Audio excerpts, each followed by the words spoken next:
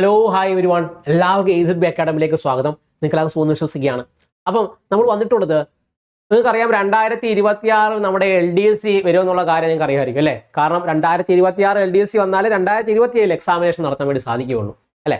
നിങ്ങൾക്കറിയാം, കഴിഞ്ഞ LDSCക്ക് ശേഷം ഒരുപാട് പേര് ഈ പറയുന്ന ലിസ്റ്റിൽ കിട്ടാതെ പോയിട്ടുള്ള ഒരുപാട് പേര് കാണും, കിട്ടിയിട്ടുള്ള ഒരുപാട് പേര് കാണും. അപ്പോൾ എല്ലാവർക്കും ഇപ്പോൾ PSC എഴുതി തുടങ്ങുന്ന ഒരു ഉദ്യോഗാർത്ഥിയെ സംബന്ധിച്ച് അവനെന്താണ് പഠിച്ചു തുടങ്ങുന്ന എക്സാമിനേഷനാണ് LD എന്ന് പറയുന്നത് അല്ലേ? അപ്പോൾ LDക്ക് വേണ്ടി കാത്തിരിക്കുന്നവരായിരിക്കും നിങ്ങൾ അല്ലേ?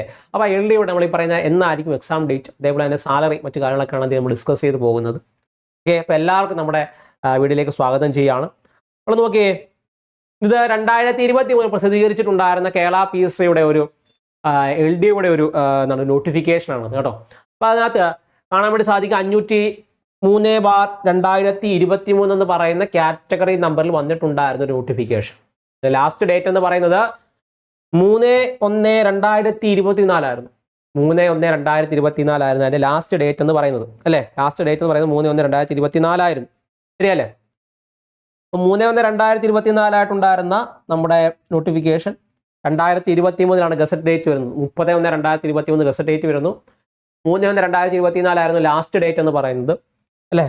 അപ്പം ഇതെന്ന് പറഞ്ഞാൽ പ്രധാനമായിട്ടും നോക്കിയ ക്ലർക്ക്, ലോവർ ഡിവിഷൻ ക്ലർക്ക് തസ്തികയിലേക്ക് വേരിയസ് ഡിപ്പാർട്ട്മെന്റിലേക്ക് അല്ലെ, പല ഡിപ്പാർട്ട്മെന്റിലേക്ക് വന്നിട്ടുണ്ടായിരുന്ന ഒരു നോട്ടിഫിക്കേഷൻ ആയിരുന്നു അല്ലേ? Okay, this includes the integrated post of the clerk or the village assistant in the revenue department. Village assistant ആണ്, വില്ലേജ് ഫീൽഡ് അസിസ്റ്റന്റ് അല്ല. വില്ലേജ് അസിസ്റ്റന്റ് എന്ന് പറയുന്നത് LD പോസ്റ്റ് ഉണ്ടല്ലോ, വില്ലേജ് അസിസ്റ്റന്റ് എന്ന് പറയുന്നത് ഈ തസ്തികയിലേക്കാണ് എന്ത് ചെയ്ത് വന്നിട്ടുണ്ടായിരുന്നത്. ഇതിന്റെ ശമ്പള സ്കെയിൽ എന്ന് പറയുന്നത് ഏകദേശം 26,500 മുതൽ 60,700 വരെയാണ്. ഇത് 2023 വന്നിട്ടുണ്ടായിരുന്ന ഒരു നോട്ടിഫിക്കേഷനകത്തുള്ള ഒരു ശമ്പള സ്കെയിലാണ് നൽകിയിട്ടുണ്ടായിരുന്നത്. നിങ്ങൾ നോക്കിയേ, അങ്ങനെയെങ്കിലും 26,500 മുതൽ 27,000 വരെയുള്ള ഒരു ശമ്പള സ്കെയിൽ കാണാൻ വേണ്ടി സാധിക്കും.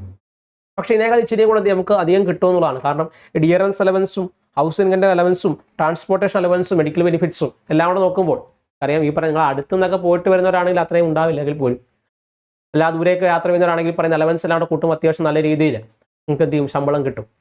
10-30 അടുപ്പിച്ചെങ്കിൽ നിങ്ങൾക്ക് എന്ത് ചെയ്യും, ശമ്പളങ്ങൾ അത് വീഴാൻ സാധ്യത ഉള്ള ഒന്നാണ് LDയുടെ എന്ന് പറയുന്നത്. ഓക്കെ, ഈ പറയും അറിയാറില്ല, ഇനി വരാൻ പോകുമ്പോൾ ഈ പറഞ്ഞ ശമ്പള പരിഷ്കരണമൊക്കെ വരുന്ന സമയം കൂടിയാണ്. ശമ്പള പരിഷ്കരണം വരുന്ന സമയങ്ങളിൽ LDക്ക് എന്ത് ചെയ്യും, അതിൻ്റെ ഭാഗമാകും എന്നുള്ളതാണ്. ഓക്കെ, അപ്പോൾ ഇച്ചിരിയും കൂടെ നമുക്ക് എന്ത് ചെയ്യാം, ശമ്പളങ്ങൾ പ്രതീക്ഷിക്കാൻ വേണ്ടി സാധിക്കും. അതേപോലെ തന്നെ ഇതൊരു ഏജ് ലിമിറ്റ് ഒക്കെ പറയുകയാണെങ്കിൽ, ഓക്കെ, ഇതിൻ്റെ ഒരു ഏജ് ലിമിറ്റ് പറയുകയാണെങ്കിൽ നമ്മൾ കഴിഞ്ഞ വീഡിയോയിലും പറഞ്ഞിട്ടുള്ളതാണ്, എന്നാൽ ഒന്നുകൂടെ പറയാം. ഏജ് ലിമിറ്റ് എന്ന് പറയുന്നത് 18 മുതൽ 36 വയസ്സ് വരെയാണ് എന്ത് ചെയ്യുന്നത്, ഏജ് ലിമിറ്റ് ആയിട്ട് പറയുന്നത്. നിങ്ങൾക്ക് എല്ലാവർക്കും അറിയാവുന്ന കാര്യമായിരിക്കും അല്ലേ? അതായത് ഇനി വരാൻ പോകുന്ന LDക്ക് വേണ്ടി തയ്യാറെടുക്കുന്നവരാണെങ്കിൽ നിങ്ങളുടെ ഏജ് എന്ന് പറയുന്നത് ഈ പറയുന്ന 2/1/1990 1/1/2008 ഇവിടെ ജനിച്ചവരായിരിക്കണം, ജനറൽ കാറ്റഗറി പെടുന്നവർ. അല്ലെങ്കിൽ 2/1/1987 1/1/2008 ഇവിടെ ജനിച്ചവരായിരിക്കണം. ഇത് OBC പെടുന്നവർക്കാണ്. ഇനി 2/1/1985 1/1/2008 ജനിച്ചവരാണെങ്കിൽ നിങ്ങൾക്ക് എന്താണ് SC/ST വിഭാഗത്തിൽ പെടുന്നവരാണ് നിങ്ങളെങ്കിൽ നിങ്ങൾക്ക് എന്ത് ചെയ്യാൻ പറ്റും, അപേക്ഷിക്കാൻ വേണ്ടി സാധിക്കുന്നതാണ്. അപ്പം ജനറൽ കാറ്റഗറി ഉള്ളവർ ഈ ഒരു date, general category OBC SC/ST പെടുന്ന ആളുകളാണെങ്കിൽ ഈ പറഞ്ഞ ഡേറ്റ് നിങ്ങൾ എന്ത് ചെയ്യുക, ഓർത്തിരിക്കുക. ഓക്കെ, നമ്മൾ ഈ പറയുന്ന മുൻകാലങ്ങളിലെ ഈ പറയുന്ന ഒരു വർഷം തന്നിട്ടുണ്ട്, അതിനടിസ്ഥാനപ്പെടുത്തിയാണ് എന്ത് ചെയ്യുന്നത്, പറയുന്നത് എന്നുള്ളതാണ്.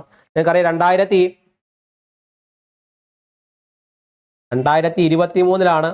ഗസറ്റ് ഡേറ്റ് വരുന്നത്, 2024 എക്സാം നടക്കുന്നത്.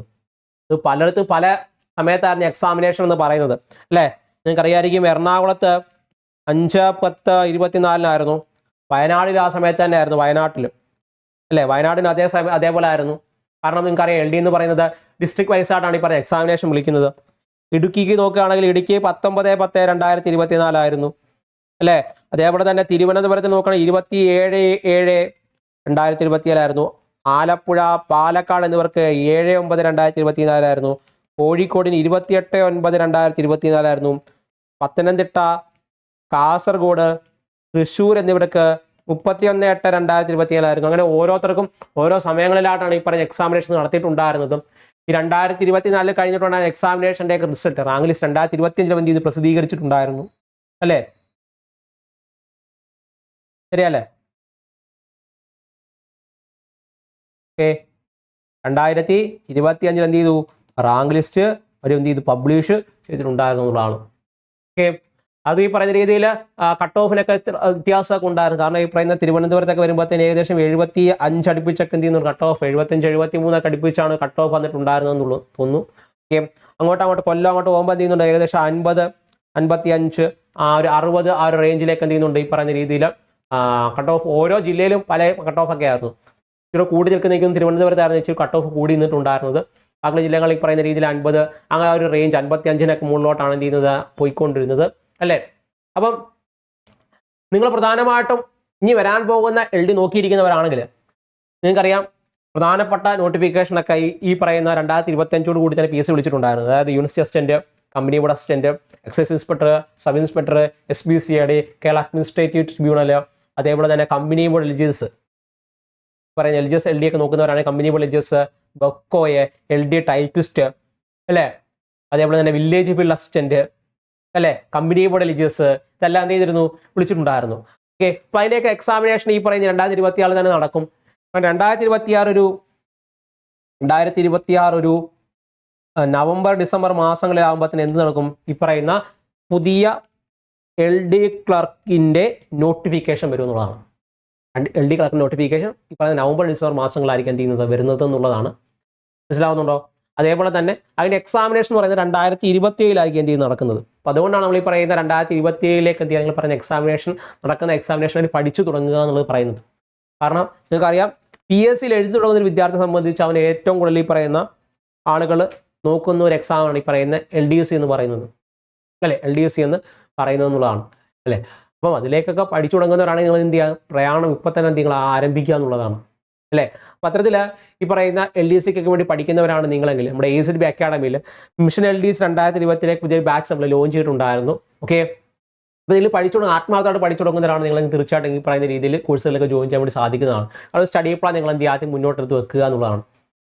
കാരണം ഈ പറയുന്ന രീതിയിൽ നിങ്ങൾക്ക് ഒരു വർഷക്കാലത്തോളം നിങ്ങൾക്ക് സമയം ലഭിക്കുന്നുണ്ട് അല്ലെ. ഇപ്പോൾ തന്നെ പഠിച്ചു തുടങ്ങുന്ന ഒരു വർഷക്കാലത്തോളം നിങ്ങൾക്ക് സമയം ലഭിക്കും. ആ ഒരു വർഷക്കാലം കൊണ്ട് ഈ പറയുന്ന രീതിയിൽ സിലബസ് നിങ്ങൾക്ക് ഈ പറയുന്ന കംപ്ലീറ്റ് ചെയ്ത് റിവിഷൻ ചെയ്ത് പോകാനുള്ള സമയം തീർച്ചയായിട്ടും ലഭിക്കുന്നതാണ്. ഈ പറയുന്ന രീതിയിൽ നല്ലൊരു സ്റ്റഡി പ്ലാൻ വേണം. ആ സ്റ്റഡി പ്ലാൻ മുന്നിൽ വെച്ചുകൊണ്ട് തന്നെ പഠിച്ച് കയറേണ്ടത് അത്യാവശ്യമാണ്. ഓക്കെ അതിന് നല്ലൊരു പ്ലാൻ വേണം. പ്ലാൻ മാത്രം പോരാ, സിലബസ് കംപ്ലീറ്റ് ചെയ്യണം, റിവൈസ് ചെയ്ത് പോകണം. ഇതിൻ്റെ കൂടെ തന്നെ വരുന്ന എക്സാമിനേഷൻ എല്ലാം എഴുതി ക്വസ്റ്റ്യൻ ഏതെല്ലാം മാറ്റാനാണ് വ്യത്യാസമായിട്ടുള്ള കാര്യം എന്ത് മനസ്സിലാക്കി മുന്നോട്ട് പോകേണ്ടത് വളരെ അത്യന്താപേക്ഷിതമാണ് അല്ലേ. ഓക്കെ നമ്മൾ പ്രധാനമായിട്ടും ഡെയിലി സ്റ്റഡി പ്ലാനും ലൈവ് പ്ലസ് റെക്കോർഡ് ക്ലാസ്സുകളും ഡെയിലി മോക്ക് ടെസ്റ്റും സ്പെഷ്യൽ ടോപ്പിക് സെക്ഷൻസും സ്പെഷ്യൽ കറണ്ട് അഫയർ സെക്ഷൻസും അതേപോലെ തന്നെ സ്പെഷ്യൽ റിവിഷൻ സെക്ഷൻസും എല്ലാം ഭാഗമായിട്ട് നൽകി വരുന്നുണ്ട്. തീർച്ചയായിട്ടും നിങ്ങൾക്ക് ഈ പറഞ്ഞ കോഴ്സിലേക്ക് ധൈര്യമായിട്ട് ജോയിൻ ചെയ്യാൻ വേണ്ടി സാധിക്കുന്നതാണ്. കോഴ്സുമായിട്ട് ബന്ധപ്പെട്ടോ ക്ലാസ്സുമായി ബന്ധപ്പെട്ടോ എന്ത് സംശയം ഉണ്ടായാലും ഇപ്പം താഴെ കാണുന്ന നമ്പറിൽ നിങ്ങൾക്ക് എന്ത് ചെയ്യാൻ വിളിച്ച് കോൺടാക്ട് ചെയ്യാൻ വേണ്ടി സാധിക്കുന്നതാണ് കേട്ടോ. ഓക്കെ നിങ്ങൾ മനസ്സിലാക്കേണ്ട കാര്യം നല്ല രീതിയിൽ പഠിച്ച് മുന്നോട്ട് പോയി കഴിഞ്ഞാൽ തീർച്ചയായിട്ടും പറയുന്ന കോമ്പറ്റേറ്റീവ് ആയിട്ടുള്ള ഈ ഒരു സമയത്ത് ഈ പറയുന്ന മുന്നോട്ടേക്ക് എത്താൻ വേണ്ടി സാധിക്കും എന്നുള്ളതാണ്. ആദ്യം വേണ്ടത് അത്യാവശ്യം നമ്മളിൽ തന്നെ ഒരു വിശ്വാസം നമ്മൾ അർപ്പിക്കുക, മുന്നോട്ടേക്ക് പോകുക എന്നുള്ളതാണ്. ഓക്കെ അപ്പം തീർച്ചയായിട്ടും നിങ്ങളെ ഒരു അത്യാവശ്യം നിങ്ങൾ നല്ല രീതിയിലൊരു ഇനിഷ്യേറ്റീവ് ഒക്കെ എടുത്ത് പഠിച്ചു കഴിഞ്ഞാൽ തന്നെ നിങ്ങളുടെ കഷ്ടപ്പാടുകൾക്കെല്ലാം തീർച്ചയായിട്ടും എന്ത് ചെയ്യണം ഒരു ഫലം ഉണ്ടാകും എന്നുള്ളതാണ്. കഷ്ടപ്പെടുന്നവൻ്റെ ഒരിക്കലും അവന് ഫലം ലഭിക്കാതെ പോകില്ല. ഓക്കെ പത്രത്തിൽ നിങ്ങൾ നല്ല രീതിയിൽ കഷ്ടപ്പെടുക, നിങ്ങളെക്കൊണ്ട് പറ്റും. നിങ്ങളെക്കൊണ്ട് പറ്റാത്തതായിട്ട് ഒന്നുമില്ല എന്നുള്ളൊരു ആത്മവിശ്വാസം നിങ്ങളുടെ ഉള്ളിലുണ്ടെങ്കിൽ തന്നെ നിങ്ങൾക്ക് വേണ്ടി തീർച്ചയായിട്ടും ഈ പറയുന്ന എക്സാമിനേഷനൊക്കെ ഒരു പാടുമില്ലാതെ തീർച്ചയായിട്ടും ഈ പറയുന്ന രീതിയിൽ നിങ്ങൾക്ക് ക്രാക്ക് ചെയ്യാൻ വേണ്ടി സാധിക്കുന്നുള്ളതാണ്. ഓക്കെ എല്ലാവിധ സപ്പോർട്ട് നമ്മുടെ ഭാഗത്തുനിന്ന് ഉണ്ടാകും. അതേപോലെ തന്നെ പരീക്ഷയ്ക്ക് വേണ്ടിയിട്ട് പഠിച്ചു കൊടുക്കുന്ന എല്ലാ വിദ്യാർത്ഥികൾക്കും നല്ലൊരു ഭാവി ഉണ്ടാവട്ടെ എന്ന് ആത്മാർത്ഥത്തോടെ ആഗ്രഹിക്കുന്നു. നന്ദി. Thank you. ബൈ.